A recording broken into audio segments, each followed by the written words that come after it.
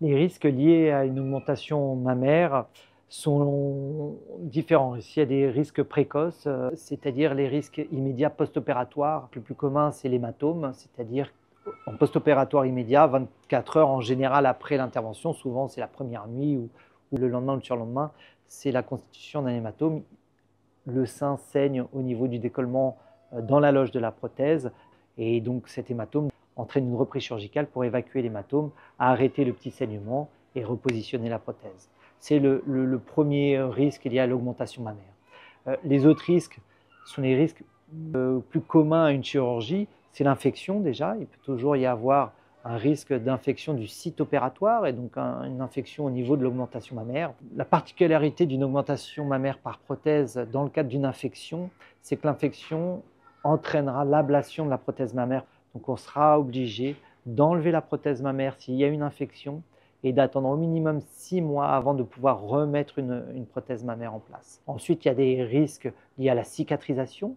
Il peut y avoir une souffrance au niveau de la cicatrice qui peut entraîner soit une cicatrice un peu plus marquée, voire même au maximum une désunion de la cicatrice. C'est la cicatrice qui se réouvre au niveau de l'incision pour la mise en place de la prothèse.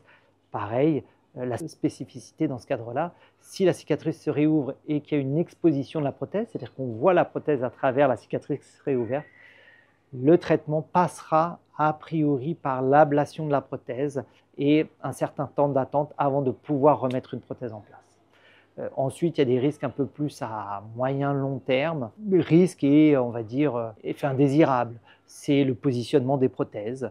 On peut y avoir une prothèse un peu plus haute, un peu moins haute que l'autre, donc une asymétrie mammaire. Ça fait partie du travail préopératoire de voir ces asymétries avant d'opérer la patiente afin de lui expliquer que toute asymétrie avant une intervention chirurgicale d'augmentation mammaire persistera après l'augmentation mammaire. Et donc, il faut que la patiente l'accepte. Mais après, il peut y avoir une asymétrie post-opératoire liée à une prothèse mal placée. Il peut y avoir également comme complication une coque. C'est quand le sein accepte mal la prothèse et se rigidifie sur la prothèse. Donc, ça fait un sein un peu ferme, parfois inconfortable, qui peut arriver au bout de quelques mois, voire quelques années. Donc on peut être amené, si la patiente est gênée, à réintervenir pour enlever cette capsule rétractile, cette coque, et remettre une prothèse si la patiente le décide. Ce sont les principaux risques et complications liées à cette intervention. Après, il y en a d'autres. Je n'ai pas listé de façon exhaustive toutes les complications. Tout ça est assez bien listé dans les documents que l'on fournit en préopératoire où tous les détails, les risques, complications sont notifiés.